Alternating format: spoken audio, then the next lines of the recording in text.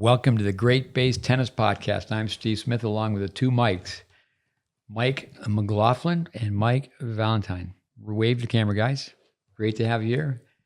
What an honor. Both I work for Vic Braden, the late, great Vic Braden. Let's go with McLaughlin's last name. I've always said McLaughlin, but you can say it's McLaughlin. Like my dad said, just call me anything, just don't call me late for dinner. Just go late for dinner. I go by McLaughlin, but McLaughlin's fine. And the great hurdler, she's Sydney is McLaughlin. Yeah, she McLaughlin. does McLaughlin Leverone. Yeah. So it's yeah, but you've been a guest on the podcast before. It'd be good to go through Mike's background, connection with Vic, his education. But before we do that, let's talk about this paperweight. What is this thing? well, and sadly, it is pretty much a paperweight now. But I brought this.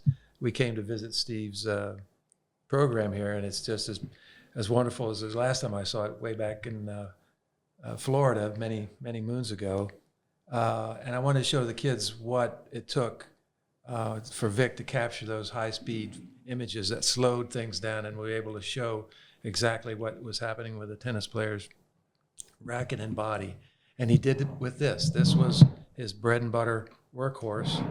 It's the Photosonics Biomechanics 500, which was a high-speed camera that shot 16 millimeter film at one reel of 400 feet of 16 millimeter film, shot it at a maximum 500 frames per second. So 500 frames of 16 millimeter film went in front of that lens in 1 second. So that then when it was developed and you played it back, you could see frame by frame, and every image was clear as a bell. You could see the position of the racket, if it was tilted, if it was vertical, and it was just a game changer. And then when Vic teamed up with Gideon Ariel, the computer biomechanist, they were able to take those 16 millimeter frames, digitize them frame by frame, and then be able to tell exactly the forces of that the player's body was generating and the forces that the racket was generating. So yeah, this was the go-to tool back then for Vic, that now can almost be imitated by what we have in our pockets now with the phones. This iPhone can shoot slow motion, not at 500 frames, not yet anyway. That's at 240 frames per second, which does a pretty good slow-mo, but it won't be long before they're matching the film rate of these old cameras. So you've got your analytics in your pockets now. So.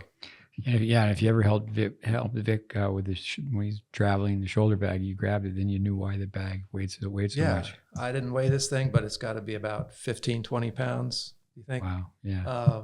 And then there was a battery pack that powered the time code generator, which guaranteed the exact amount of power and frame rate to the camera. So it was very exacting. And he had three of those. Typically for every research shoot, he had three, one from the rear, one from the side, and then he would get a cherry picker and shoot from above. That way they could put it in 3 dimensions. So yeah, you talked to the kids about that today. The cherry picker, when you look up, you'd see the little red light. That's where they call it. Looking up at the tree. Yeah. Well, give us an update on the library and the tennis channel.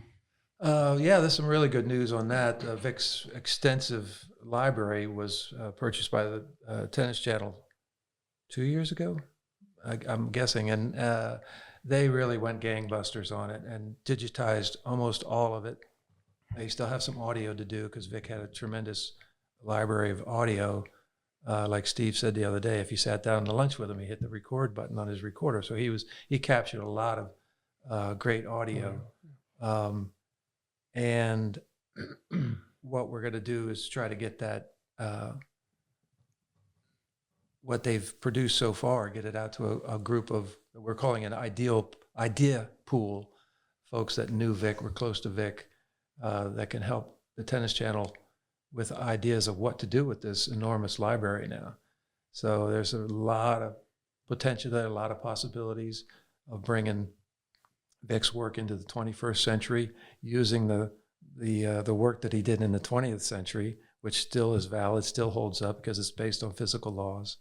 So I'm really excited about what the Tennis Channel has done and what the possibilities hold for Vic's work, getting out to a whole new generation that may not even know his name. Oh, that's fantastic news. The trailer, the first trailer they made, I thought that was great. Yeah, that's an example of what they can do. And they didn't even know some of the faces that were in there. So they're going to benefit from our knowledge and the folks that knew Vic and knew the work that he did. Today I sent a text and followed up with a phone call. I got Scotty Perelman on the phone and handed the phone over to Mike. So that we were all on the staff back in the day with Pearl, and Mike. I handed the phone to Mike, and he said, "How's the darting mongoose?" And if you look at that trailer, Pearl's in it. He's in there. That's the darting mongoose is in it. That's from the etiquette film that was done in the early '80s about tennis etiquette, and he was the darting mongoose. And he's just one of the many special people. That was a special place with special people and special time. The tape is great. The fake punch about going up to shake hands, and it was Vic's son, Sean, who goes up and punches the guy at the net instead of shaking hands. Yeah. No, that was great. Mike, how about that last name? Did that ever help you out? You go up to girls and say, "Will you be my Valentine?" Yeah, well, when I had my kids, the staff would name my kids, and it'd be my, to my, you're I'm a Valentine. Or something. I said, no, I'm just going to name him Studley. It didn't work, but it's Scott. Tell us about your background in sports, education, and then do that first, and then if you lead up to meeting with Vic. Well, I'm a Air Force brat, and we moved around quite a bit, and I didn't know much about tennis as I was growing up, and we never saw tennis or courts much, but we played all the other sports. I mean, football, wrestling, fencing, track, field, lacrosse. I did a lot of martial arts stuff at different times and stuff, and I even did some stuff with pentathlon a little bit, but I had a little bit of an athletic background, but I never really played tennis. And I happened to have an experience where I had to go out to Costa de Casa for a psychology seminar. And at their little convention center that they had, there was a psychiatrist there, and I just got so excited about what he was doing, and it changed my life in psychology and stuff, because I got degrees in sociology, psychology, and all this kind of stuff. And I said, I got to get some training on that. But then we had to go out to lunch, and we walked up to lunch on the upper court, and we saw this tennis facility, and I went, man, this is pretty amazing. And I started looking around, and just looking at the facility, I thought, this is like Mecca. I couldn't believe it. But then I had the great fortune just to be listening. I think it was through the doors. He had the door. It was a hot day, and Vic was lecturing. Classroom. Two double doors. Yeah. You could walk by and it was open. Yeah. And/or it was on the court. I don't remember. But within 5 minutes, I was laughing so hard and going, you've got to be kidding me. And then people would ask him some question. And I thought, man, he's in deep trouble. He had answers for every single one of them. And then he'd say, no, it's not his opinion. He sit there and says, he'd start talking science and show you the thing. And then he'd say, well, then you break it down. And then he'd put it back together. And then and I said, as a educator and a psychologist and everything else, I kept saying, this guy's better in learning theory and everything else than half the professors I ever had in psychology. And I said, this guy's great. So I said, I got to come see him. But then I said, I got to be trained on this. The other guy already committed to him. So it was about 6 months later or so, I went to a 2-day training session, Saturday and Sunday. And I got so excited in there, I could not believe it. I kept saying, and I'd laugh so hard, I was just about crying. And it was better than the stand-up comedian, but everything was fact. I mean, information, and just hilarious. And I'd go driving home, and the drive was down through a canyon and down through John Wayne Airport, and it was like 45 minutes to an hour. And I thought, oh, and every time I was driving home, I'm going, you got to be kidding! I can't wait. Next morning, I was up there 6 or 7 o'clock in the morning, just getting ready for the next one. But unfortunately, then I was going into my doctorate. And I said, man, I can't go back. But I got out and actually played a little bit. I actually bought my first tennis racket, and it was a Jack Kramer, because he talked about Jack Kramer on the thing, Tennis Pro. Yep. And I went out and started playing a little bit. The high school up the way had tennis courts, and I'd go up there and get a game going or something and work with some people. And a couple of them were on the tennis team, and we'd get going, actually hanging out. So a couple of years later, I was finishing up my doctorate, and I'm getting fat and ugly, and I couldn't stand doing all the academic stuff. And I said, I've got to get some exercise. And I said, I'm going to go back because I kept saying, I want to get the real sauce. The 3rd, 4th, 5th day. I want to know how to do this. So I just quickly looked at the brochure and they said 5-day training program. I said, that's me. I'm out. I got a spring break. I'm out of school psychology. I'm out on break. And then I'll have the summer. I'm signed up for it. And I got in there and I was so excited. And they handed out this book. There was about 3 rings full of, and it actually said tennis college. And I went, you got to be kidding. This is this is really a college. And then he talked about a test. And I'm going, test? I want to go out and hit. And I'm ready to hit. And I got so excited. I walked out after the break. And whatever he was doing, it still held me for 5 days. I mean, whatever it was. Right. But I walked out in the break and I said, when are we going to start hitting? Man, I'm here for 2 days. I want to get in shape. And they said, this isn't this is the academy. Right. They got pros all from all the world. I'm going, I got 2 days worth of tennis and I'm sitting in here with these guys that are pros. I thought, man, I am in deep trouble. Twice a year, they called it the USTA, the United States Tennis Academy. And I remember the USTA was the USLTA, Right. the United States Lawn Tennis Association. They just called Vic, and nice guy Vic said, yeah, okay, you can have my acronym or my initials, my title. Yeah. But he ran it twice a year at one point. Then it was once a year. Yeah, It was phenomenal. They were as great and valuable as the tennis college was. The tennis academies were just a level above, and it was. I always tell people about the time that he brought astronauts in to talk about the weight, the gravity, non-dependent gravity exercise machine that Gideon Ariel had developed, and what the astronauts talked about was just amazing about exercising in space, and all the other presenters, Jack Groppel and I can't remember offhand some of the other names of the folks that came and spoke to those academies. Yeah. I once had a student told me he wanted to be an astronaut. I told him he had the F part down. Gig of sarcasm. Yeah. Yep. Vic gave me that name at one point. I told a lady, she asked me about what was wrong with her backhand. And I said, I thought your headband was on, or I said, I thought you think your headband's on too tight. Yeah. Jeez. And she wrote a complaint. Oh boy.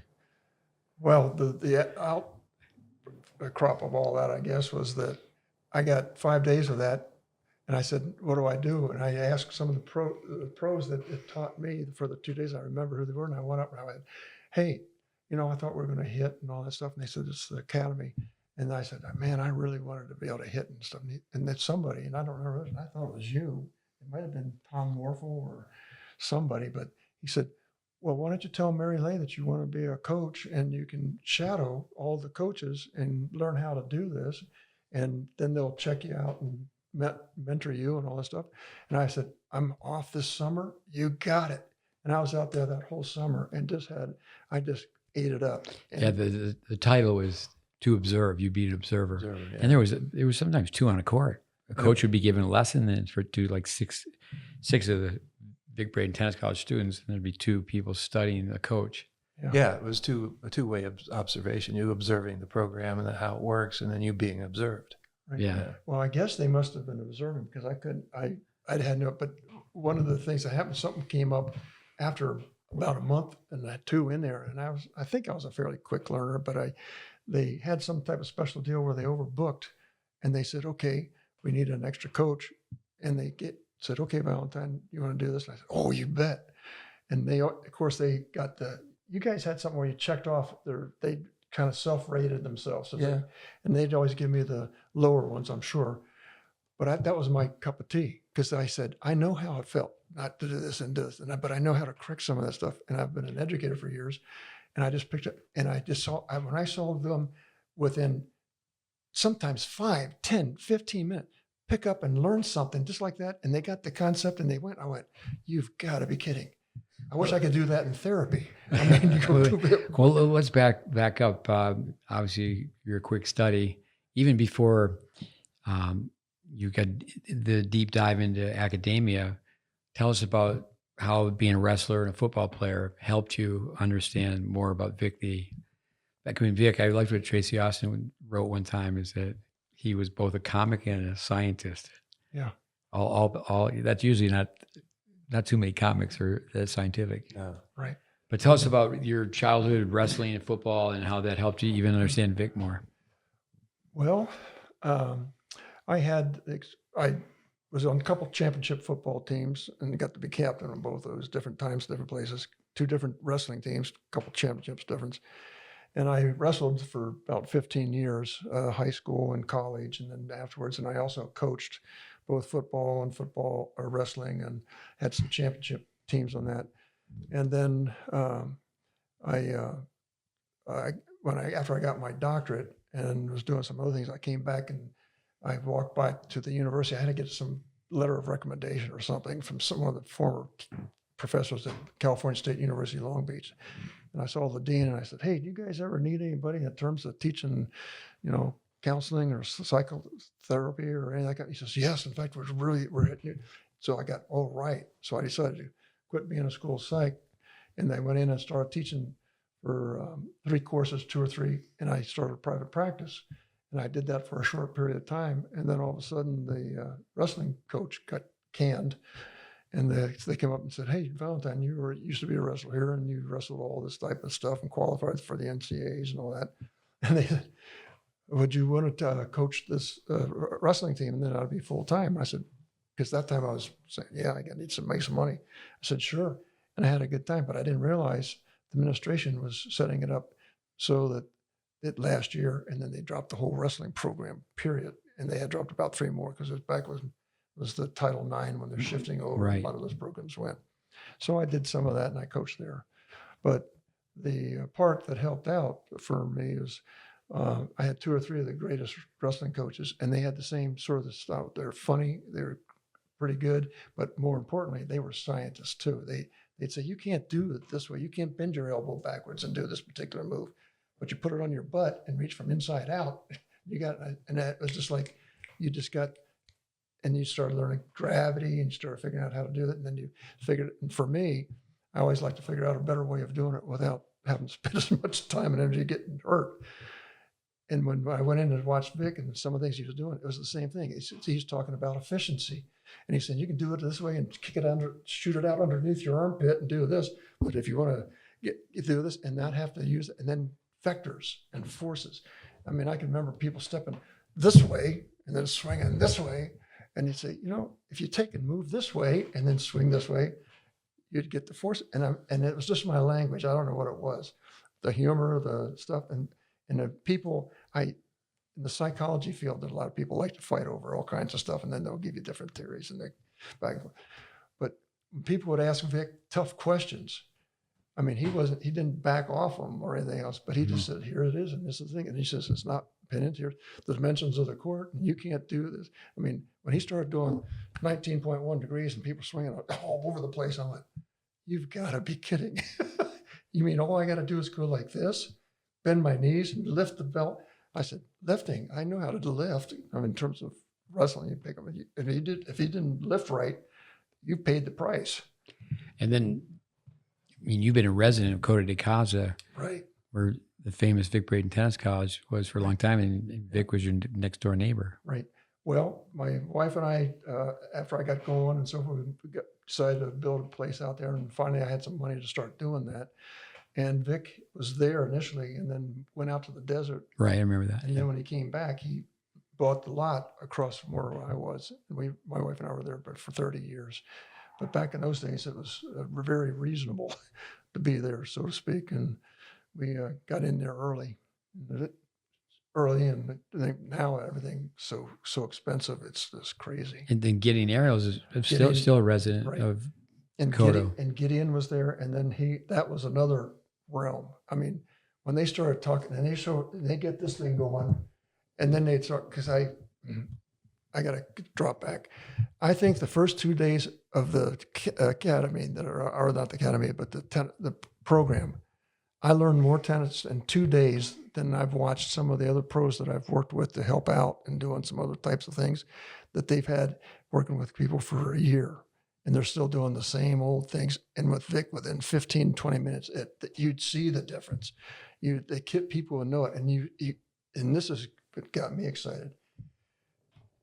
because in therapy, there's a lot of sad stuff and there's a lot of things that you got to, when you sit there and watch somebody get that, their whole face lights up. They just, yeah. And it's just exciting to me to sit there and say, and you can do it with kids and you do it with people and stuff. And it was great. You know, Vic was ABD, all but dissertation. Right. So when he wanted to prove, he wanted to prove that you could help a kid more on the basketball court or the soccer field, and he was turned down. Yep. And he kind of, from that point forth, he in a way turned his way on academia. And then the TV show Vic's Vacant Lot. Right. It wasn't a long series, but Yep. BBS. yeah, it was all about trying to help children through sport. Why don't you comment on that? Well, when you said all but dissertation, I was all but dissertation, but one class, and I most of my dissertation. And I heard him say that, and I sat there and I said, "That's me, God. I would love." I mean, some of the stuff I learned was great in psychology, and I've used it and all this, but a lot of it, I made a living after this family systems therapy stuff. I made a living of going around poking fun at some of the dumb stuff we did in psychology. And I sit there and say, I can't believe people are paying me money to come out here and make fun of some of the dumb things that we're doing. And, but then I show them the program to get something solved, because we worked with I worked with difficult discipline problems and kids that are drugs and beating up and doing this, dropping out of school, whatever. And we get the family involved, and I'd work with it. And the principals and other people say, "What the hell did you do to that kid?" And I say, "I didn't do anything to him. I just worked with the family." And they said, "Well, oh, that's interesting." And by the way, most principals and stuff aren't over back in the 60s, 70s. They weren't another touchy-feely psychologist coming in here. And I wasn't touchy-feely psychologist. And then but you do it twice or three times, and then you start saying, what the heck's going on? And that's what got my whole career going. Well, And Vic, Go ahead. I think it was really in Mike's wheelhouse, because I don't know if you knew when you first came up there that Vic had also worked in the school system as a psychologist. Yeah, I didn't know that. Yeah, and he was a multi-sport athlete. And one of the things that I'd heard him say in a number of audiences at the tennis college or the tennis academy, he would ask the question, how many people in this audience, which was sometimes comprised of doctors, lawyers, entertainers, all kinds of mix of society, how many people have had an episode in sports or an incident in sports that had an impact on your life to this day? And it was almost 100%. Hands went up. Yep. Some of those incidents were positive, some were negative. But he always kept that power of sports in mind in all his endeavors in dealing with people, that he's going to have an impact through those sports. And his goal was and his love of tennis was that it was a lifetime sport. People could play well into their later years, as we are hopefully doing. Well, Scotty Perlman's been a guest a couple of times, and he, like us, is a Vic Braden lifer. He knew Vic's story, but back in Monroe, Michigan, that's where they're both from, because Pearl, even though he's much younger, Vic was in sports. He wasn't treated fairly. There's some decisions made in basketball. So he was one of those guys that said you had some, really give you a jolt, and you didn't get a fair shake, and life goes on. Yeah. How's it go? Rule number one is life's unfair. Mm-hmm. Yeah. That was one of the big things in wrestling that stuck with me, especially even in terms of going to education. When you go out there and you wrestle by yourself, you're wrestling, and you make it and do it on your own. In fact, that ties into something that if I can transition to that. Yeah. But going back to Vic, though, that he made it profound, because I remember thinking, he didn't all but dissertation. I love the sport. I want to do this, get back. That's my joy in terms of coaching and stuff. And I said, man, but I don't want to, I've gone too far. I'm going to finish this thing up.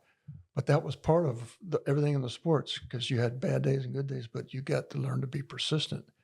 And I can remember even one class that I had in school, the guy says, you're not ready for this class or something, you got to get out. But it was a required class and I had to do it. And I said, well, I got to stick. And he says, you stay here, you're going to fail. And I go, and then you'd have to take it later. And I say, well, do you think I'll get smarter in the next 6 months to be able to take this thing out?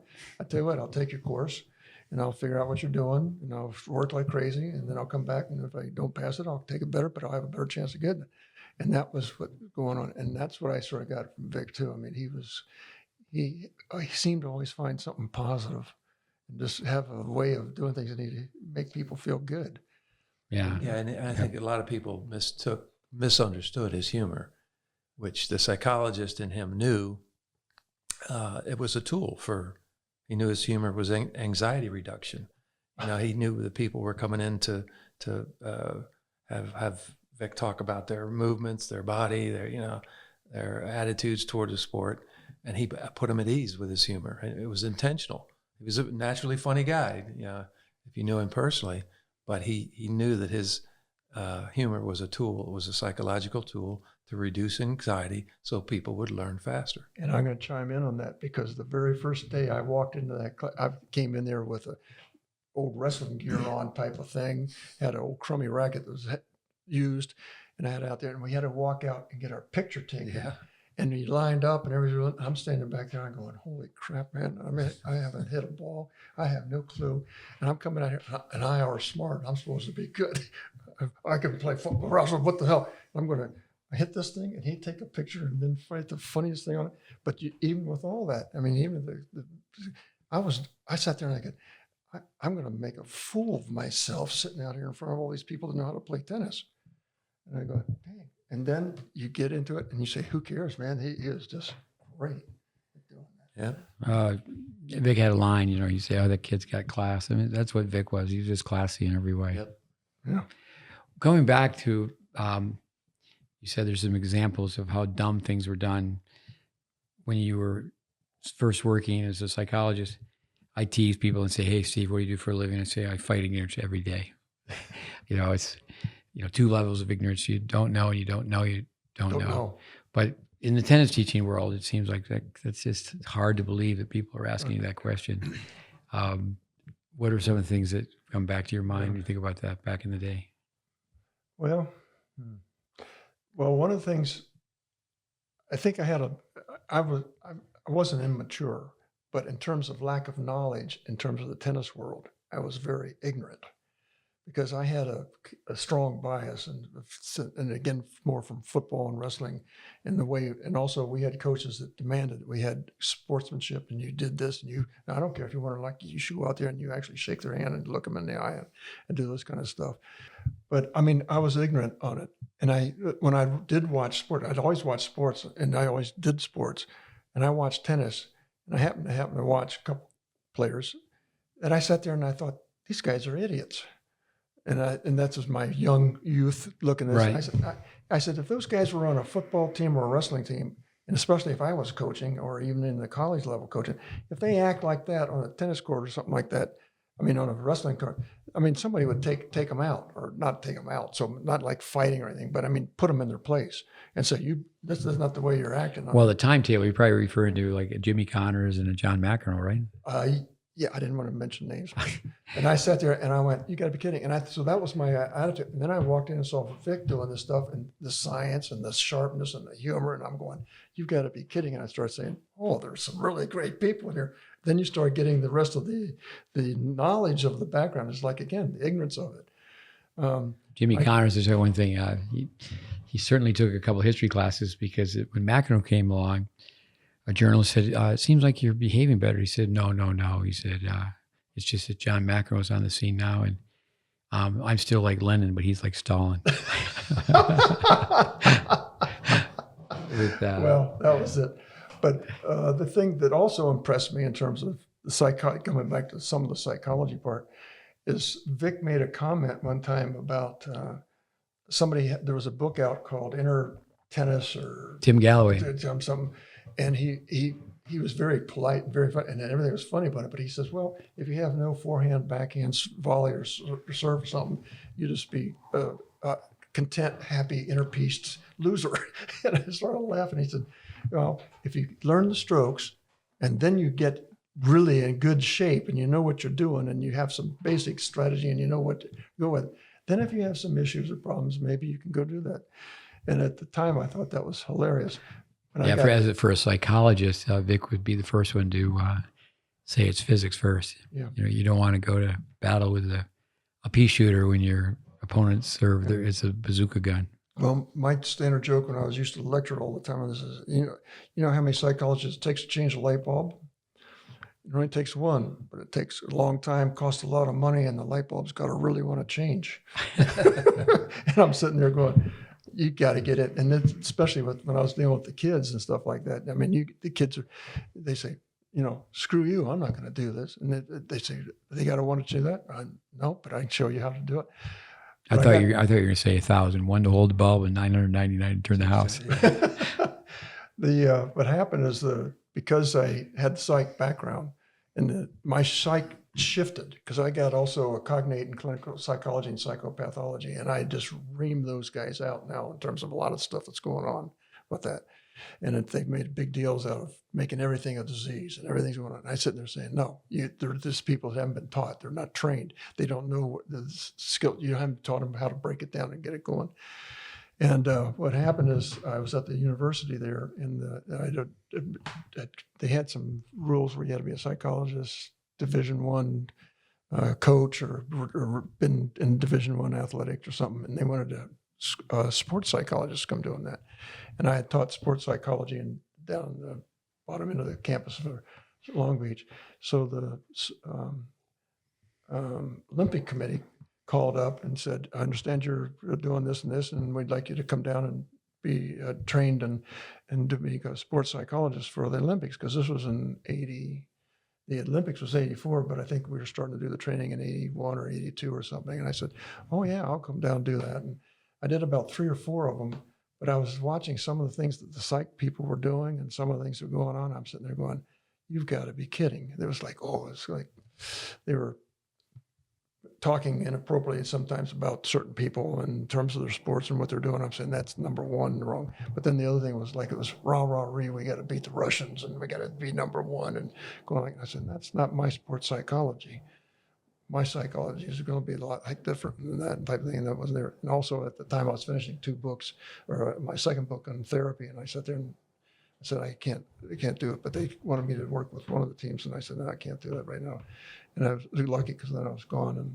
And then they had the Olympics there in Koto. 84. 84, but at Koto, they were trained for the 1980, it was Ari Schlesinger? Schlesinger. Israeli. Salinger. Salinger. And he's buddy grew up with Gideon. Yeah. Right there in that small gym at Coto de Casa. And they took a girl who was a resident, quite tall. Yeah. They made her world class. But unfortunately, they boycotted the Olympics that summer. Right. Then they got it. They stayed the next 4 years though. Yeah, but that was, I remember just watching them. Flo Hyman, yeah. Hyman, and then Crockett. I walked out of one day doing the Vic Braden thing, and you walk up by the door. She jumped up in the air and was spiking the ball down. She went up, jumped up, and just creamed that thing. Went down to the baseline, hit it, bounced off the wall, and came back across the net. And I sat there and I went, you've got, talking about ignorance, you said, my goodness, if you had your hands just a little bit further apart to try to block that and have her hit that thing, you would have had a reformed face. Well, with your background in sports, Mike, you've always said that Vic, he was into all sports. And when we were at Koto back then, it wasn't just the volleyball team. Yeah. And now I said that in the last podcast. The Olympics remind me, especially the Summer Olympics, remind me of being at Koto. Yeah. Because there's so many athletes who come in and work with Vic and Gideon. We had the Junior World Olympics or whatever it was, the Junior Olympics, the year or so before that. And they all came out to Koto and fencing, put on the pentathlon. And I had been a fencer and stuff. And they had over 200 kids from all around the world. I think they had 33 teams.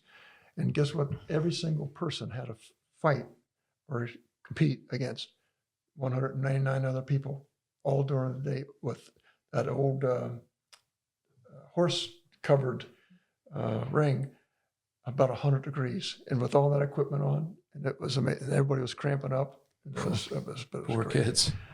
And I also did the junior Olympic wrestlers down in Anaheim convention. Then we got to figure out some tough kids. Some kid hit the Russian and then knocked part of his tooth out.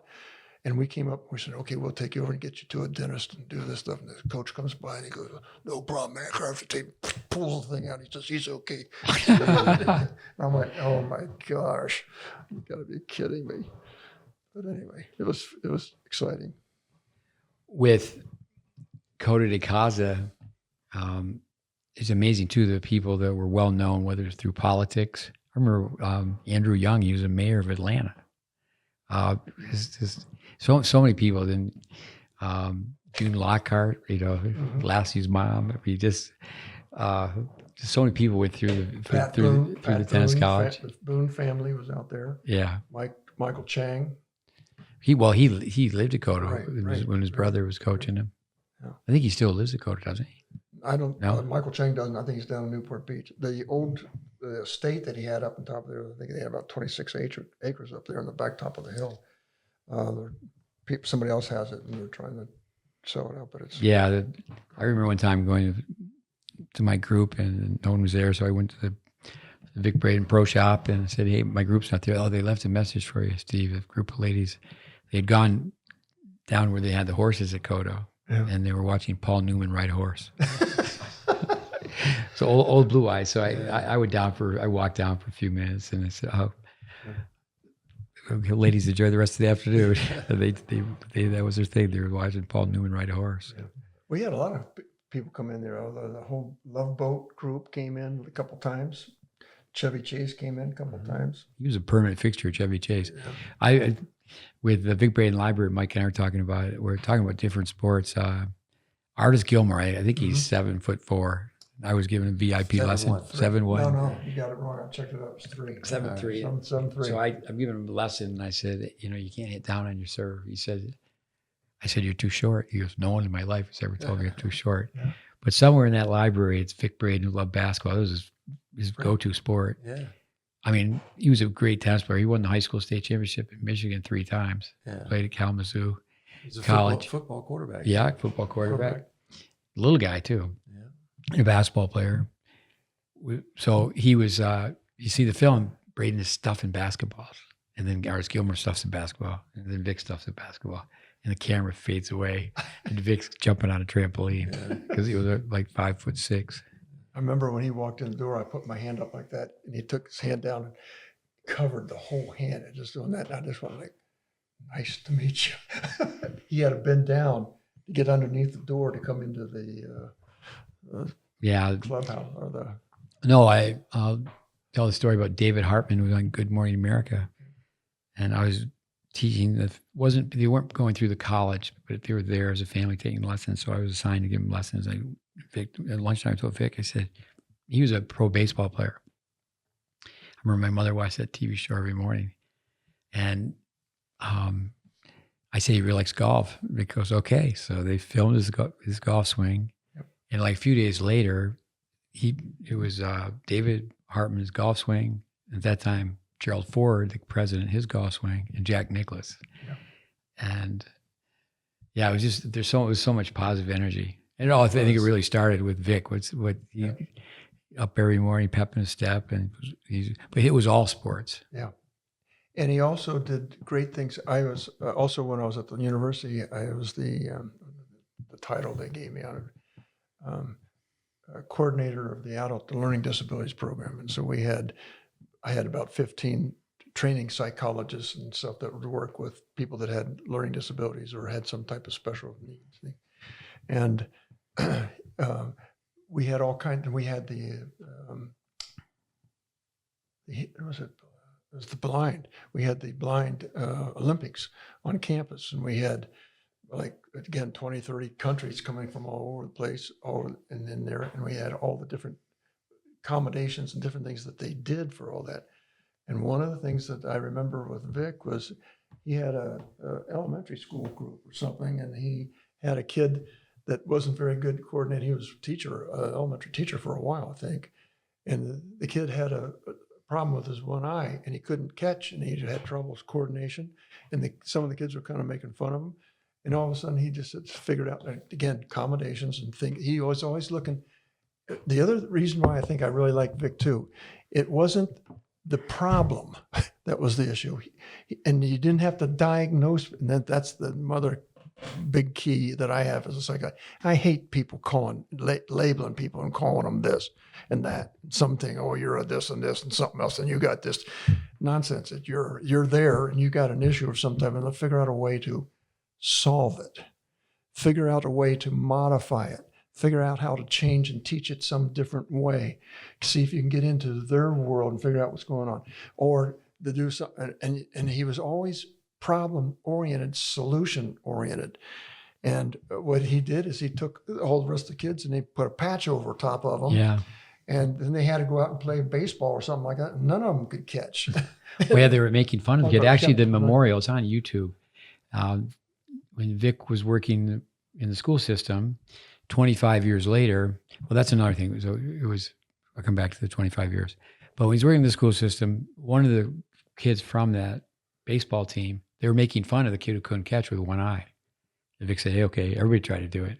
And there was just no more bullying. There was no more making fun. So yeah, that's a solution. And that was one of the things that was fun, because when I was up there at the university, we had stuff for the adult learning disabilities and the disabled student services. We had a special meeting for them, right? And we had the president of the college coming down and some of the deans and some of their people doing it. And we were all up on the second floor up there, and they kept saying, where the heck are the students? Why aren't they up here? What's going on? And all of a sudden, somebody dawned on them, there was no access for any of these guys to get the wheelchairs up there, getting up there. And that meeting was the most important meeting at Long Beach State at that time, because the president was he just sat there and he said, okay, that's it. The next day or almost the next way, I mean, he had people coming in and putting in special ways to get in on the campus, to get to the other places, start building it up and going. And that's what Vic would do. And one of the things that happened to all of us with the kids, we had to pick a disability, and then you had to do it for a month or a week rather. And I had one where they put that one eye on, and I had to go travel. I had another workshop going over in the East Coast, and I could not function. And I kept saying, I can't do this for more than a day. It's just driving me nuts. And I had to take that off. And then all of a sudden you go, man, we do need to start figuring out some ways of modifying it. And back in the old days, we'd have some kids come in and they'd have these big old huge, there was a guy that played the piano, and he was a concert pianist, but he was an engineer. And he figured out how to do all that and make it. And he made the first, I forgot what the name of it was. You might, but you used to have a box where you could take and put the paper in there, and it would write it out and then put it in Braille. And they'd kick it out in Braille, and then they would read it to them. Because a lot of the students that were coming in, they couldn't figure out, you can't get the journals. And this was back when you didn't have all this other stuff where they can look it up and have somebody. But now, at that time, they had one voice, male or female, and you could only do about 5 or 10 pages. Now, again, like this stuff here, we had computers from wall to wall just about to be able to do that. Now they come in and they have this thing, and you see 27 different voices. What language would you like to have it in? What's something else? Yeah. And that was all just because people knew how to come up with the solution. So that was another part that just endeared me to Vic. One thing with Vic, he was at the Kramer Club for 7 years, and basically, he had the golden touch. All these kids became excellent tennis players.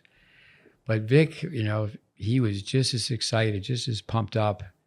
If it was some kid in a wheelchair hitting the ball for the first time, he was like, oh, I got to work with these great tennis players. But one thing I want to go back, I threw out the 25 when I think of Vic back when he was in the school system. He filmed when he taught a tennis unit, and then he came back 25 years later, and they had a reunion, and he dug out the old film. I said, hey, I still have film of you when you were little kids hitting forehands and backhands. Yeah. And then that just, so many things jumped out at Vic where it was like, so the brain is so powerful. It's like they just played for 6 weeks. Some of it never played after that 6-week PE class, that unit he taught, right. But they hit the ball the same way. They had the same motor movement. It's just, he was just, for us to know him personally too, that was something beyond. It's a treat. Yeah. I don't get into what do you call it, worshiping or hero worship, hero worship or anything. And I've seen some really intelligent and smart people, but for some reason, he just had the gleam in his eye and a niceness. He was just nice. Well, it's amazing that he could talk. He could talk the talk. I mean, all of a sudden, he's talking to a neurologist or he's talking to a 12-year-old. He's talking to a sports agent. Yeah. You just think this guy never slept. He must have just stayed up every night and reading and reading and reading. Yeah. It was really nice. I can remember being on college campus with him, and it was like he could teach in any department. Yep. Philosophy, psychology, the physicist. I one time was with him at Tyler Junior College, and we went into to see George Wilson, who was in charge of all the AV equipment. And George was struggling fixing something and fixed it. Very humble guy. He goes, I can fix that. And I can't change the light bulb. With also too being a resident of Kodo, tell us about how Vic was a historian for how Kodo was developed. And that's good news and sad news for me. He was such a community person, and he did everything, filmed a lot of stuff, and all kinds of things, and it grew. And part of it was there was nothing out there initially, and I think who was it? The Disneyland that owned it, Arvida, and they were the real estate people, and that was basically used, I think, to start promoting all the real estate going on out there. But he made some great impressions and helping people out, and also helped out a lot of people in terms of scholarships and things in other areas, like with his daughter and some of the people that he's the researchers. But then after things sort of settled out, the clubhouse got there were some problems with the managers, and they sort of had their own books, just sort of different than what it should be. And there was some fights going back and forth, and things just kind of went south. And after Vic passed away, the wonderful clubhouse and the not the clubhouse, but the courts and the lanes and all the things that he was famous for, the person that had it just let it sit there and rust and ruined it and didn't do anything about it. And it just kind of went down. But the rest of the community grew all over the place. Yeah, well, the HOA, the Homeowners Association, my understanding is need 100% of the votes. Bob Pack owns it, and he's a developer, and fair enough. Yeah. This is what he wants to do with it, but you're never going to get 100% of the votes. No, and that was the part that was sad. So it's really an eyesore. The famous Vic Braden Tennis College, it's all these years, it's just been sitting there. Yeah, and every time I go by there, it's kind of like, in fact, I brought a couple pictures of what it was like. And I was working with some of the people, the kids that came in here and was working here, and I showed them, and they were saying, "Oh my gosh, you got to be kidding! What is this thing that's going around in a circle?" And I said, "Do you know the 19.1 degrees, and you know the heights going over the net, and short balls and long ball range, and how you set up a thing so you can get 3 balls, or what is it, about every 3 seconds or something? One ball every 4 seconds. Every 1 ball every 4 seconds. 900 balls an hour. And you sit there and you had somebody behind you structuring it for you and showing you how to correct it. And then all of a sudden you did it, and they go, "This is amazing.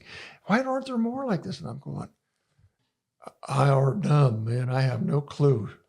No, I think the governing body of tennis and the USTA, it would have been great if that would have been taken over. Yeah. It should still, it's zoned to be a tennis center. It's also all recreation, and that's why everything's gone down now that everybody's fighting over it. They couldn't destroy it and build new condos or something, and they couldn't do it. So now they just said, "Oh, let it go." So both you guys have moved the Vic Braden Library a few times, but I mean, when there was problems with fires, I mean, Vic was right there filming, and it's like, "Vic, I think you should get in your car and go the other way." Yeah, there's some dramatic flooding, historic films that are in his collection. Yeah. I remember hitting sandbags all the way coming down the hill, going into the tennis court down the bottom that they put in. There was a Melody called me up in the middle of the night, and ran down there, and I was slamming sand in there, diverting the things. And then we had the big fire from Camp Pendleton, and it caught the wind, and we had a Santa Ana winds, and they came up over top. And is that the picture you have in your house? In my house. Yeah. I got a picture of the Coto de Casa Drive, and they going towards the mountain, and the whole back into the whole mountains all the way across the thing. There's just big red flames coming up over top, and luckily they stopped that. I mean, the three of us could talk about endless lessons. One lesson for me with Vic, just one word, is document. Yeah. Certainly, I wasn't doing anything like that, but just people hitting a tennis ball. So Vic, he helped us so much with developing this curriculum where you get a college degree.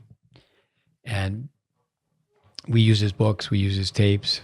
And, he was, as we would say, the cornerstone. He was the Christmas tree. And, other people like a Jim Lair, a Jim Verdick, I mean, on Dennis Van Rier, they really helped dress up that Christmas tree. But Vic was, he was just our number one resource. But to document development. And so anyway, the program developed where people from all over the world were coming. I remember Vic saying, "Steve, are you documenting this?" He goes, "You've built something that people know about all over the world, and people will either respect it or resent it." Yep. And you get both. Yeah. It's amazing for me. Of course, as Mike said, the fundamentals stand the test of time. It's physics. So his work will always be relevant, but so misinterpreted that, people, they really, unfortunately, he did touch so many lives, but it should have gone to even greater lengths. Well, it's always like, don't confuse me with the facts. I've already made up my mind. And the things that amaze me is the same thing in a lot of different fields. Say that one more time. Okay.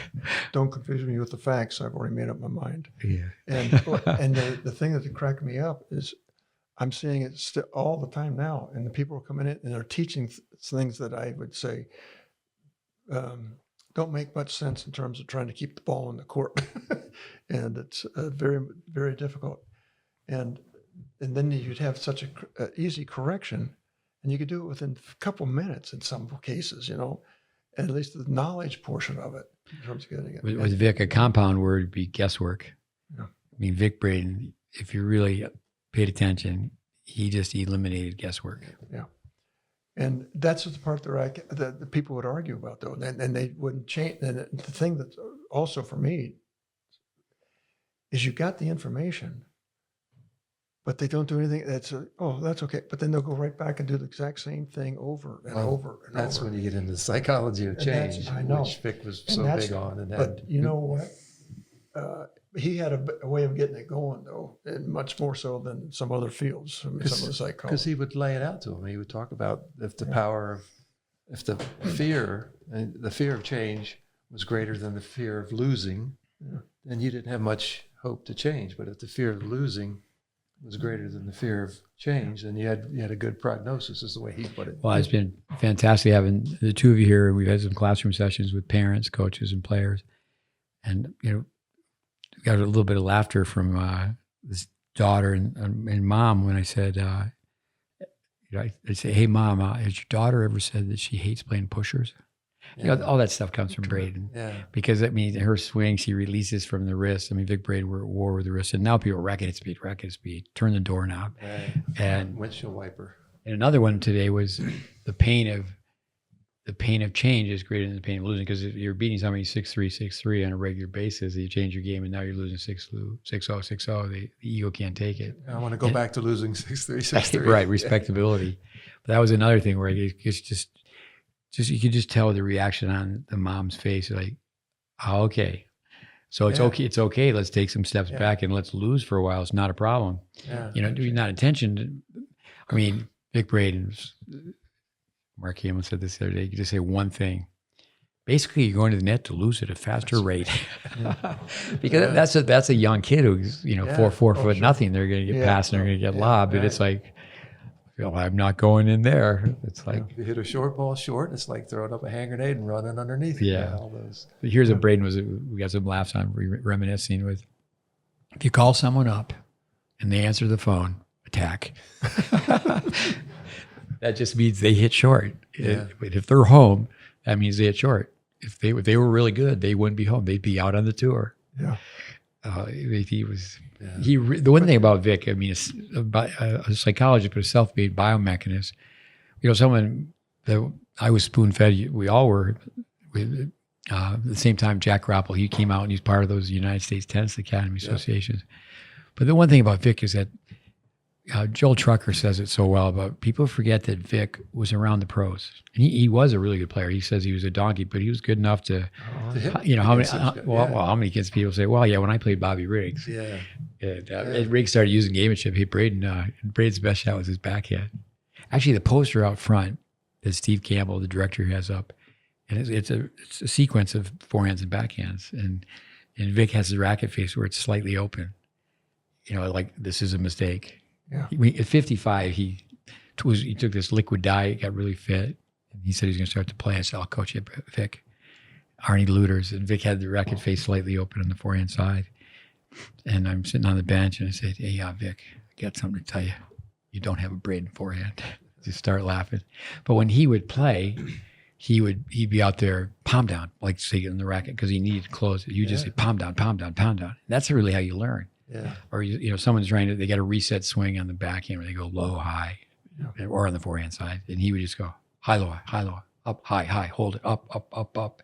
Yeah. And when you watch him teach, one thing about watching Braden teach, I used to tell him when you go to those conferences, Vic, instead of talking about electric myography, why don't you, because he was always, his mind, he's always into so many things. He said, why don't you just ask people to raise their hand and say, who would like to work on their forehand? Who would like to work on their backhand? And I was so flattered one time, I wasn't there. He was at the big teachers conference in New York City, and he said, he used my name in third person. He said, Steve Smith's always telling me I need to do this. And that's what he did. But when he would get people to, we would study Braden where we would like take the TV screen of one of his tapes and black out the picture. And he would use the word no. Like that's not it. And if he got somebody hitting the ball really well, and it's like what people were already wowed that he wasn't. He goes, that's good, but it's not good enough. Yeah. And you just, what he would do, I remember one time I had like 10, 12 people who went out to the tennis academy with me, and he was running for the residents. Mm-hmm. He was running it was fantastic. He was running a clinic. I said, Vic, I can help you out. I said, I got 10 people here. I said, we can help out any way you want. He goes, well, no, I really want the members to know it's a gift from me because I'm just going to do it by myself. It was amazing. So there's like 18 people. And the way he taught, it wasn't, blow the whistle and everybody get in the ready position and turn. He just went from person to person. Of course, you get the ball machines going. Right. But just to watch him do a clinic, I mean, I did a lot of things with Vic with that, but so there was 10 students that were getting a degree in tennis teaching. Yep. And I said, okay, what's what we're going to do?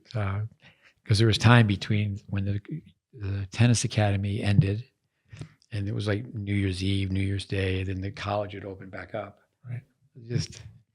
But he would just get people to hit the ball so well.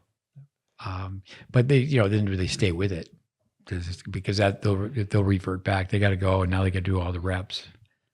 I've been reintroducing the go for the winner type of thing out there, and some folks in terms of trying to figure out how to do doubles, and that thing is such a great thing. The doubles movie, strategy, fantastic adventure, mixed doubles. But everything he did was, and the reason why I brought that up too is because of the one line in that when they had people come out and do the 5-day training. I started doing all the training before I started going there, and they had I think it was Wednesday nights or maybe Tuesday night or something. They'd have it in the evening where they could stay and go longer. And we had one guy there that just fit that line that was just crazy, like, honey, I have this very special spot for you over here that's very important in the doubles lanes, and I will take all of this. And one of the people that came out, it was just like, this is unbelievable. It was like the husband was fit that line and the woman was there, and he was kind of putting her down, and I was going, man, I felt really sorry for her. But on that Wednesday night, when they were there and she was trying to do something, she was getting real discouraged because her husband was kind of picking on her because she wasn't she was down with my level and he was up with your guys' level up there with all the college pros or whatever. And I said, she looked like she was just about ready to start going into tears. And I said, come with me just for a second. And we just talked. And you talk about calming down, but also all the tricks that Vic had to teach people and stuff. And I said, let's just talk through this and walk. And I worked with her for about a half an hour, 40 minutes. And this was one of the things that I said, this is what makes me excited. Walked her through it. started doing some stuff just on the serve, and she was doing that, and she didn't get it, and she was doing this, and she was thinking that, oh, I can't do this. I'm not coordinated, all this kind of stuff. Self-talking. I said, no, let's stop talking about that, and just let's look at just what you're doing here. Within about a half an hour, she hit the thing, and it was one of those magical moments where it just happened to be the right place, the right time, and it just went. And she just went, you gotta be kidding. And she just, her face and her body just changed. And then she said, oh, that gotta be, I said, no, you can do it again. And she worked on it a little bit more. And about that time, her husband came in and he goes, what in the hell? I mean, hey, but that's great. And I'm just going, yes. And that's, when I saw that, I said, man, Vic's got a knack on that. He would ask people, like, he'd always ask kids, what's your favorite subject? And then, he talk to people and, like, say about accountants. Oh, you figured it out. 18 cents a shot. Yeah. He would just get people laughing. It was just, Yeah. Hey, I told Scott Perelman I wouldn't let you do a 2-hour podcast tonight. So, are you getting tired, McLaughlin? No, it's just I want to keep my word to Perelman. We actually, I think the first one might have been 3. Wow. I was told just today that someone listens to these podcasts at 1.5. I'd never heard that. I know people could do that. Well, what does that mean? I'm such a nerd in terms of technology. Well, you remember the Christmas carols that were sung by the Chipmunks? Oh yeah. So you can play it at twice the speed. Oh yeah. If you want to listen to something and get the information, but you don't want to spend a full 2 hours, you can listen to it at 1.5 times the speed or twice the speed. Everybody sounds kind of funny, but they won't need to know that. But before we go, I need to, for any camera geeks that are out there or cinematographers, this lens is not the proper lens for this camera. It was just for aesthetics. Okay. It doesn't have a viewfinder, so that lens is in the Hall of Fame. Tell us about the exhibit at the Hall of Fame. Yeah. Oh, go there. You just got to go there and see. It's quite a display, and it's such a privilege. It just amplifies our feelings towards Vic, that this guy that we worked so closely with, that we love so much, that he's there and is recognized by the tennis community for his work. And it's one of the cameras is there. I forget the other artifacts that they asked for, but they got a nice display there, and they recently are hopefully going to accept some more documents that Melody, Vic's widow, hung on to for many, many years.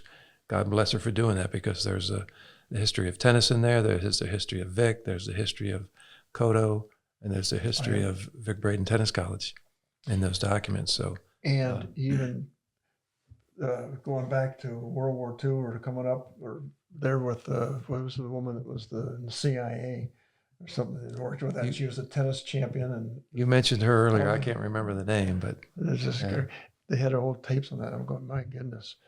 So the one thing with Vic, actually, a room like this, we could just take the area above the door, go all the way around, and you could put up photos. I did this one time in a room similar to this, bigger.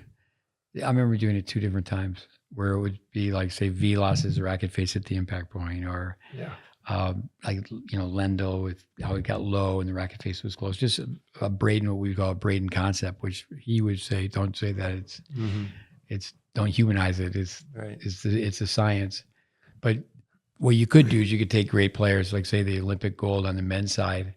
You could take Alcaraz and Djokovic and say, okay, let's just freeze frame, boom, boom, like at the impact point. And with Gideon as well, the two of them combined. And it's all there. Vic had that line where you can't violate physical laws. I mean, why do they get the reps, or I should say, why do they get the RPMs? And that's what really should be done. Because really, like, if you think of someone like Alcaraz, or even before him, Federer, we always say that people they know they're both great players, but we don't really hear why they're great players. I mean, what are the nuts and bolts? I mean, obviously the backstory about working hard and hitting so many balls, but what are they doing technically that would match up with the principles that Braden bestowed upon us? Yeah. I'm surprised at hearing people still teaching roll up over the ball or get topspin. And every time I think of that, I just start laughing. I say, how does the ball get through the strings and go across the net? You'll hit yourself in the foot. Yeah. Yeah. And then every once in a while, because all the other guys everybody's played tennis for years and all that stuff. I'm kind of just on the outside coming in, but I've taught a lot of people and they do fairly well and stuff, and I really enjoy it. And I go, when I talk to some of the pros that I work with and stuff, when they would say things like that, afterwards I just say, well, how long does the ball stay on the strings? And it's amazing to me how many of them have no clue. Yeah, I spent a lot of time with Robbie Seguzo. I didn't coach Robbie Seguzo, but I've known Robbie since he was 10, his family. And he owned an academy. Now it's owned by Chris Everett, along with his wife, Carleen Bassett. And I remember Dave Anderson, who's been a guest on the podcast many times. I mean, I remember Mike, he got to work with you up in St. George, I think, St. George, Utah.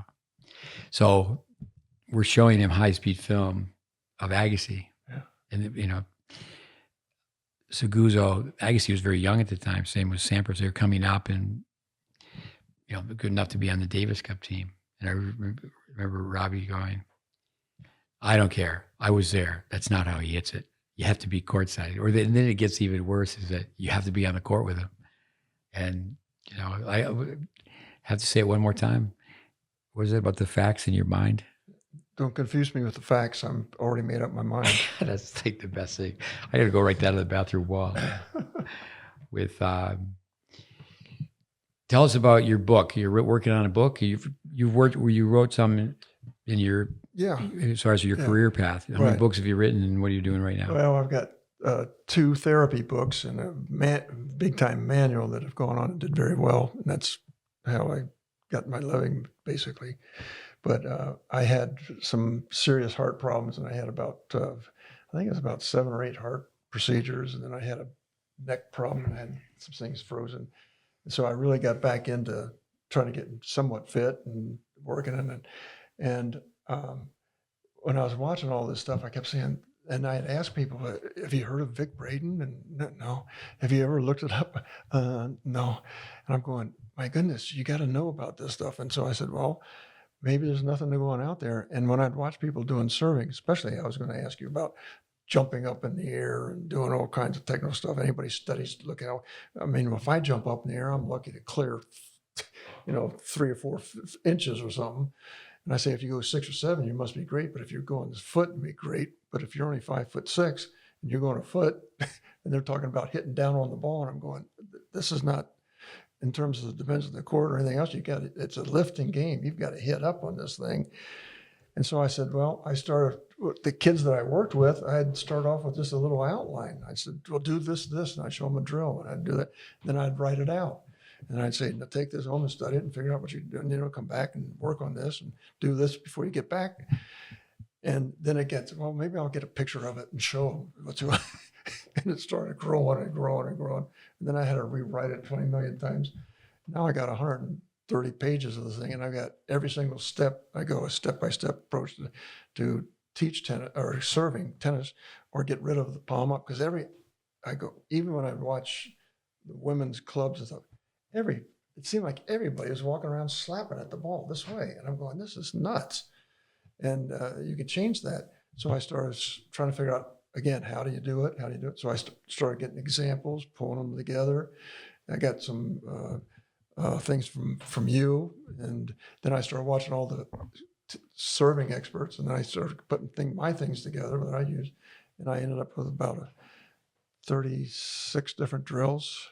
And it's very specific, very step by step, and you have to go through this and just get to the idea of getting the shoulders moved, get your hips, get your feet in the right position. Nope, you're moving your head.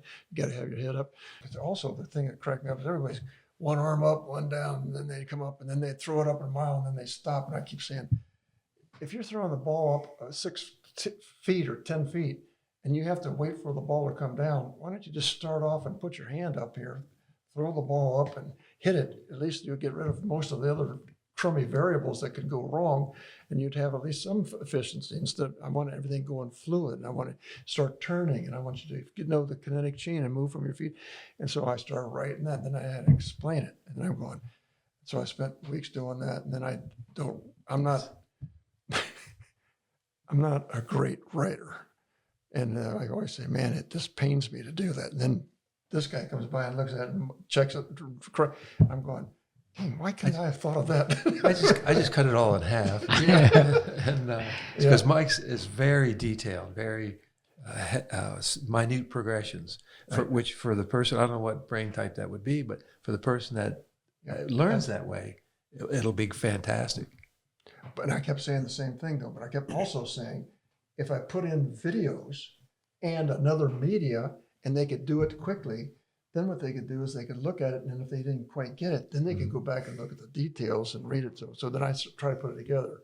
And then I'm not very technically oriented, but my son would help me out. He says, well, you're going to make an ebook on it? You're going to put it on YouTube? Or you're going to do it? Because all the videos I put in, you could make your own channel or something, and you put all the videos up there, and I got about 100 short, and then some of them are like 6, 7, 10 seconds. Yeah. I'm not even sure the term, but the gentleman who has Fuzzy Yellow Balls, Will Hamilton, say the Bryan brothers, they have a book on doubles, and you read like 2 small paragraphs, and you just take your phone, scan it, and boom, next thing you know, on your phone, you're looking at a video. Right, and then they show me to do the QR codes. Is that right? So, yeah, that sounds right. But so I've got the structure of it, and it's basically all done. But the problem is I don't know where to go with it and what to do with it. With Vic on the serve, when the trophy looks a myth. Is Les Stoffen Jr. Then you were telling me that his sister, I never was there when his sister was there. Anita, yeah. So it was the father who, Les Stoffen, I guess in the late 30s, had like the best serve in tennis. And it was a sculptor, for our listeners. It was a sculptor who, just like the old high school yearbooks where I remember a quarterback named Roman Gabriel. And Right. Los Angeles Les Rams. ran number 18, the photo where, it was like he was giving someone a stiff arm and the palm is up. And, and then every high school yearbook, that was how they did it. And, we saw a couple overheads just today on film, there's no using the left arm. It's just like the separation, and serves as well right away. You'd almost guess from a brain background, you were taught down together, up together. Yep. With going way back to Stanley Plaganoff, was one of the first big names as a biomechanist. Vic was connected to working with Stanley. And what Stanley was doing was listening to the tennis coaches and then saying, okay, biomechanically, they told me this is how you hit a forehand. You take your racket and you snap it over the top of the ball. You come over the ball. So he was just saying, well, this would be the best way to generate power in doing that. And I remember Vic, so funny, he goes, well, it's got to go in. With the Braden lines, I get you guys laughing, just going, hey, stupid. Yeah. That's funny. So tell us about Published in Parish. I mean, when are you going to get this book out? I have no idea. I started looking and talking. Well, actually, I talked to Bill Bruns, and he said the problem is that the publishing things changed so much and everything. And then he said the other part is then you got to figure out how to get some advertisement or something. Distribution. And what happens is there's people out there that say, oh yeah, I'll publish your book if you just give me $10,000, and we have networks and things, and they go doing this. My sister wrote a book also down in Florida someplace, and she did that. And then what happens is you never hear anything, you don't see what's going on, but they say it's out there, and there's no real connection, and you don't have any idea. So I don't know, but I need to find somebody that has the knowledge, and unfortunately I don't. Jeff Lewis. I give it away. Jeff Lewis, let's talk a little bit about the reunion. And first and foremost, Paul McDonald put together, he said he couldn't have done it without your help, Mike. Jeff Lewis was there. He said he had a chance to sit right next to Bill Bruns, and he's the one who wrote Vic's books, I think all his books, right? Tell us about the reunion. Well, it was great. I mean, and kudos go to Paul McDonald for pulling that off, for initiating the idea. gathering as many contacts as possible. I helped out where I could, but he was the straw that stirred the drink. I mean, he got it going and made it happen. At the Jack Kramer Tennis At Club, the Jack Kramer that was Tennis Club. appropriate in many ways. Yeah, yeah. And it was great seeing a lot of old faces, and yeah, they are old faces now. I mean, but it's a start. Hopefully, we can get more contacts. That was a difficult we had, is tracking down some people. So, anybody listening to this, the old Vic Braden crowd, reach out to me or Paul or any of us with your contact information if we don't already have it, because we want as many Braden people as possible, and the people that knew Vic or worked for him or were close to him, to join that idea pool. You'll get access to the library that as it's been digitized, and it is just fantastic to look through those. It's overwhelming. You make sure you're in a comfortable seat to go through all those files. Some of it's just raw research, just footage of Steve carrying a tripod somewhere, or I was the best gopher. Yeah, go for this and go for that. Yeah. Or just dropping tennis balls, and but some of it is finished product, like the PBS series, all the videotapes. Those are all in there, so we can help Tennis Channel with the ideas of what to do with all that in the 21st century. Well, I think also the people who, Vic Braden the man, Vic Braden the resource, the people who worked with him, it used to read his hand-picked staff. Yeah, we're all getting a little bit older. Yeah. But it's carrying the torch. That's one thing we're trying to do with the GreatBase. And certainly if people take a deep dive into the GreatBase, I think it was fun when you came here. One group was leaving from Texas. There was a coach from Brazil, a coach from France, and a handful of players. And we had them demonstrate. They were all, dressed to go to the airport. So we just got a racket from the pro shop and said, okay, let's do a demo right-handed or with your dominant handed. And so it was a righty to lefty. So they all did it right-handed. They all did it left-handed. Like Arthur Ashe said about Welby Van Horn, you could tell Welby Van Horn is a student from a mile away. And there's so many similarities between efficient strokes. But if someone hits the way Braden would teach, you would know from, you could just instantly tell. Yeah. And that comes back to how does it go? People often say this, go with the best and forget the rest. And if you just look, the people can really hit like true top, and the people who are really, really good, like, or the supermarket of tennis. I mean, why did Stefan Edberg have such a great backhand volley? Or, the myth, and so Vic was a myth buster. Right. Roscoe Tanner. I mean, why did his serve go so fast? Was it because he was born in Lookout Mountain, Tennessee? Was it the air? See, that's an idea right there for the Tennis Channel. Playing off the old Mythbuster show, you could have the Mythbusters of tennis with Vic, and they're actually considering. They like the idea of recreating Vic in AI, because AI is based on a whole lot of data, and that library has a whole lot of data of Vic video and audio. So he could conceivably be giving new lectures and busting myths in tennis. One of the moms said it today. There's a couple girls here from Canada, and they were basically told, you need to go there first to be in our program. Go there 2-3 weeks and work on your game. And that generally doesn't happen.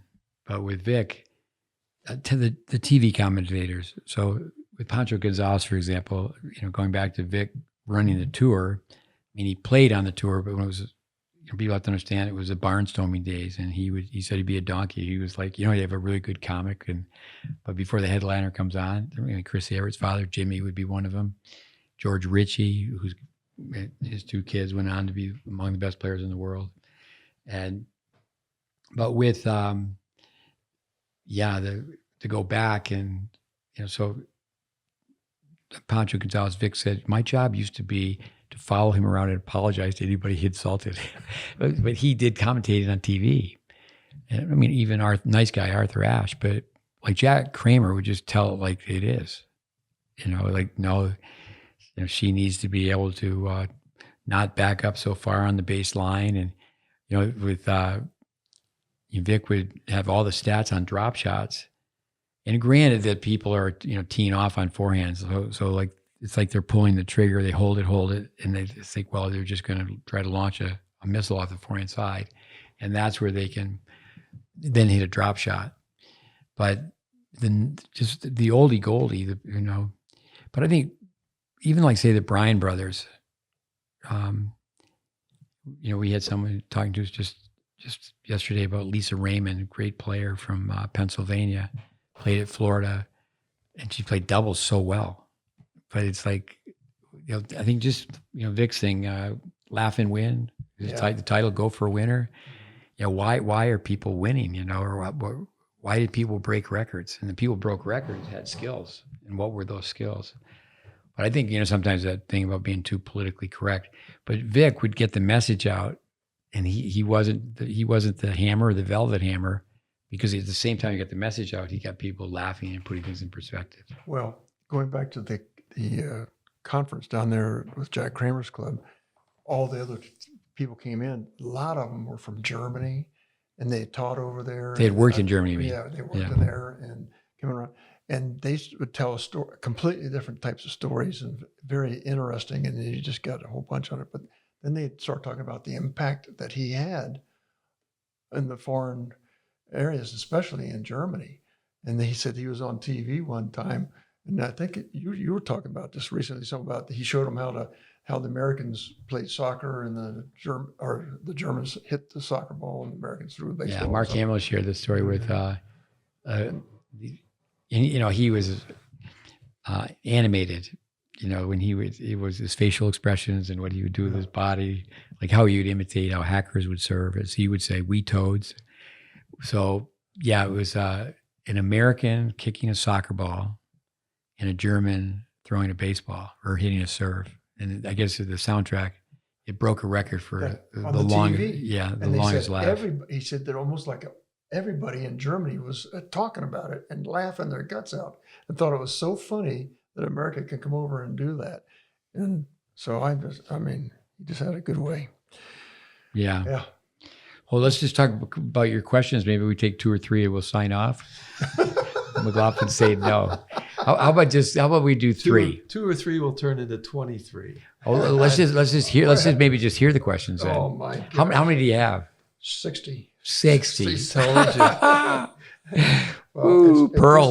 It's going to be a long. Thank you very much, everyone, ladies and gentlemen. Watch this. This side, and that side. Well, that does make a statement that the young Mike Valentine is into tennis. Yeah. Well, he's got the passion. Okay, I have the passion, but I don't have credentials.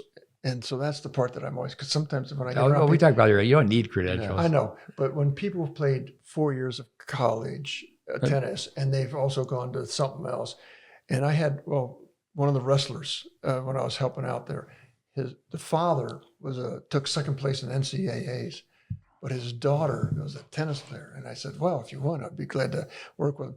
And he said, no. And part of it was don't want to mess with my daughter because she's traveling to here, and there's a lot of money and, stuff. I said, well, okay. But I said, how about if I just come down on videotape and just let you look at it, and I'll tell you what I think. And so, and you do what you want with it, because I'm not charging anybody anything. I just have some fun with it. And he said, okay. And I went down and I did that, and it was like, okay. It was like, don't confuse me. No, we're not going to mess with that or change. It's also changed, but it was like, my goodness.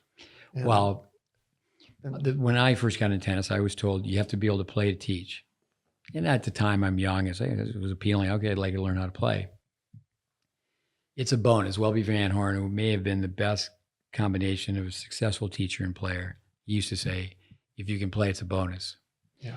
Vic used to say, if you expect your students to play, you should expect yourself to play. I can remember it was not big time tennis, but I was a perennial tennis bum in Boca Raton, Florida, and I was in the final of the city doubles. And at that time, it was a true tournament. It was run over 7 weeks. So it would be 7 rounds, and you had to play 1 round per week. So if somebody had to be away for a wedding or whatever, they would be able to, it would be the true city champion. And so first time there's lines people, and there's also someone up in the chair. There's a microphone. Of course, it didn't help that I was taught the wrong grip on the forehand side, but the first forehand I hit was like a field goal. There it goes. So yeah, I do think that's true. But credibility, I'm always telling people, credibility just means you're believable. Doesn't mean you're truthful. So, I'm a member of the USPTA, PTR. I always tell people, well, if you want to be critical of those organizations or supportive of those organizations, you got to be a member. But I think that's the alphabet soup. I think with so credentials, credibility. Yeah. Well, again, because everything now is they say the pros are doing this and they're jumping, and I'm leaving. No, I'm going. I'm done. Give me your book. Give me your pad. Just No, give me the pad. no. I want to give you a credential. Well, it's nice. Love you guys. With PhD is a pretty impressive credential. Yeah. How about Yeah. DIB and SIB? Those are credentials. Mike calls me the dumb Irish bastard. He's a smart Irish bastard. That's true. Yeah, that staff back in the day at the Vic Braden Tennis College included this PhD, a couple that were working on their PhDs, a Catholic priest, They had a jet pilot, a Top Gun guy, jet pilot, and I'm trying to think of what else. And you and me. And then there were us. Right. Yeah. Well, PhD, you know what that means? Piled higher higher and deeper. deeper. Yeah. Very quickly. I'll go fast. ES, education system. I don't have many original thoughts. I plagiarize. I learned it from this person. I don't plagiarize because I give credit. But so ES, Yvonne's going to have to edit this one. They're really cute, the elementary kids, but it just means evolving. Then you have JHS. So I should probably say sugar. So you have just horrible sugar. And then in high school, and you just think you're hot sugar. Yeah. And then you have to get a college degree, so you have to get an AAS, which means that you have an ample amount of sugar. But then the world is run by the bull sugarers. so you have to get a 4-year degree. But if you want to be able to bull sugar a bull sugar, you have to get a master's degree. So you have more sugar than the BS. But where you're coming from is that you get a PhD. That means that your sugar is piled higher, deeper than everybody else's. Yep. Yeah. The, But why don't you read 3 questions and we'll call it, guys. So I could talk to you all night about Braden's. I got to come back on. I had the thought while you were talking, but I lost it again. Mike McLaughlin's going to give you a credential. No, give me a credential. That's it.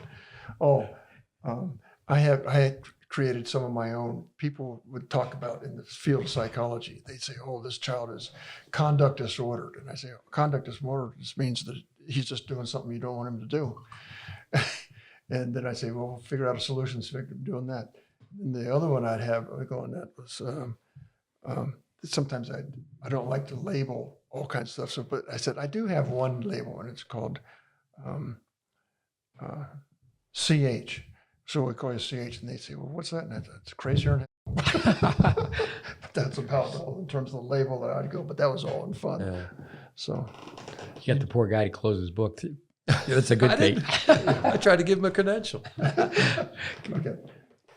3 questions, just read them, and we'll come back to it at a different time. You and I could do a podcast over the telephone. Oh my goodness. Just read And the then question. McLaughlin could play it to put himself asleep at night. Well, a lot of it has to do with the serving because that's where I'm doing, and Just I keep read the saying. question. Okay, I want to know your opinion. Actually, before I do that, one of the questions at the conference, they said, "What do you think about people, the coaches now, being able to coach during the things and then talking to the players and telling them what to do and stuff?" What is your thoughts on that? Well, I think Roger Federer should have a book of quotes. I think we could all listen to Sir Roger. And I love his answer is that you're going to go take a math test. You don't get to take a tutor with you to the math test. True. Yeah. So that would be my answer. Yeah. Well, I same thing, but I would say, thank you, Roger. I'm seeing this in sports across the board. When I wrestled, when you went out there and wrestled, you were on your own. And basically, I mean, you got 3 periods, and when you got up, you figured out, do I want to go down or want to go up, and how am I going to do, and how am I going to do it, and how am I going to set this up? But nowadays, I go out and watch them, and at the end of the first period, the kids are all turning around looking at the coach and see, and the coach is telling them what to do and how to do it, what they're saying. I'm going, you've got to be kidding. Yeah, it's embarrassing. I think it's embarrassing with all the catcalling from the box and tennis matches. My brother Mike used to say about wrestling is that you would have a wrestle off, like the guys at the 128 pound, the 2 guys they'll wrestle each other off, and whoever wins. Yeah. But the team sports, tennis shouldn't be as political as it is, because you should be able to, the old Rod Laver thing, let your racket do the talking. Yeah. But like, say some kid who's a guard on a basketball team, could be any unit, volleyball, football, it comes down to the coach's opinion. That makes it pretty tough. Yeah. Next question. 2 to go. Oh, I want to know the difference, what you're thinking on platform, pinpoint versus jumping up in the air. And I think, well, I've seen Roscoe Tanner, he had it 153 miles an hour, and he had a pinpoint. I didn't see him jumping up in the air. And I've seen other part of it, the pinpoint to me looks like you got the regular formation, but all they're doing is just bringing this foot up here before they push off to go do whatever they're doing. And it's amazing with the serve. Some kid has palm up. I mean, they could be working at Pizza Hut. I mean, they're things just like this. And what you ask, they're sent here. You met like 2 players today that we haven't worked with, but there's also players that we've worked with for years. So it's a different animal when they come the first time. And it's like, are you kidding me? I mean, you ask a young kid, they've got a forehand grip, palm up, and while I'm working on the pinpoint stance, how's that go? Lipstick on the pig. I mean, this isn't going to work. But ECD, I think ECD should be just the basic. Vic used to do this, where when you teach someone to throw a ball, they're going to have the arm go through first and the foot second. And you could just tell right away it's not correct if you have the step go first, then throwing. But I do think that we do have to spend a lot of time on the, we say not from the neck up. That's where Roger Crawford, great line. People need a checkup from the neck up. But so everything starts with the mind. But people come to see us and they're so messed up from the neck to the waist. I mean, their arms are going every different direction. They don't know how to hang on the racket. The legs really, the lower part comes into it. But initially, and you can do either or, but the way the brain works, and I think Braden's comment is pick one and you got to go with it.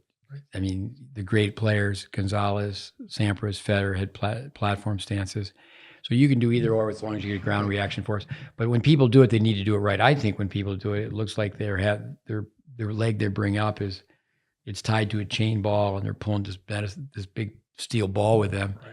And they're not doing it where they get more rotation. And the big thing is separation of the lower body from the upper body. Can that left hip turn in? And if that's the only problem they have on their serve, they got a pretty good serve. Well, but the thing is that before you even get to that, it's like, okay, we're buying furniture for the house, and the house doesn't even have a roof on it. For most people, that's the last.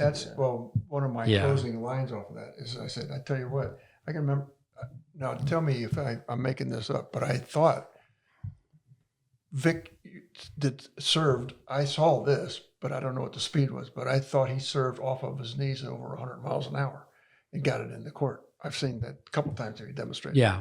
And I'm sitting there saying, well, and I have this young kid that's serving, he's 8 years old, and on his knees, he's serving it in. He's serving it blindfolded.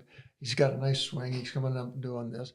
And I say, hey, if you're thinking about jumping up in the air and doing this extra part with extra variables, and we're trying to get rid of all the extraneous motions and movements. I remember you doing the scratch your head. Now I've plagiarized that. I got a part of that in there too. But I say, why don't you just go like that? Instead of go all over your head. I say, if you're serving over 120 miles out of the 97%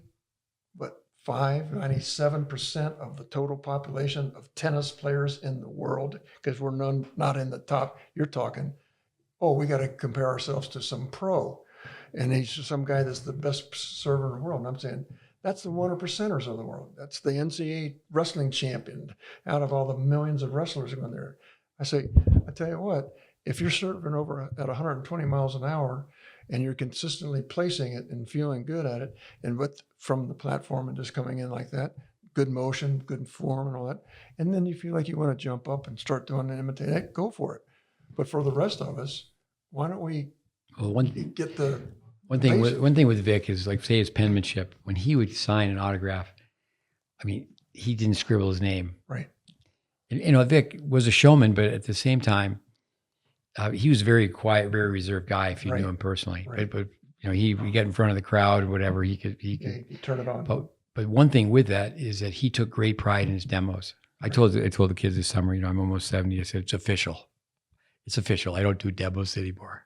But one thing with Vic is that he would get that ball out to the right. If anybody saw him play, he could play. Right. I mean, I years ago, people would say to me, why don't you serve that way when you play? Way back when. And because I would just get it way out to the right and just let it go.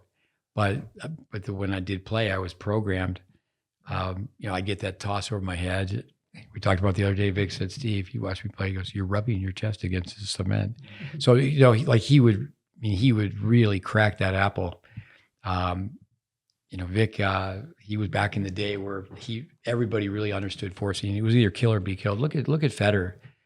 They did change the grass at Wimbledon, but when he played that match against Sampras, and one was on their way out, one was on their way up, but if they were both at their best, people who know tennis know that it would have been a great, great rivalry.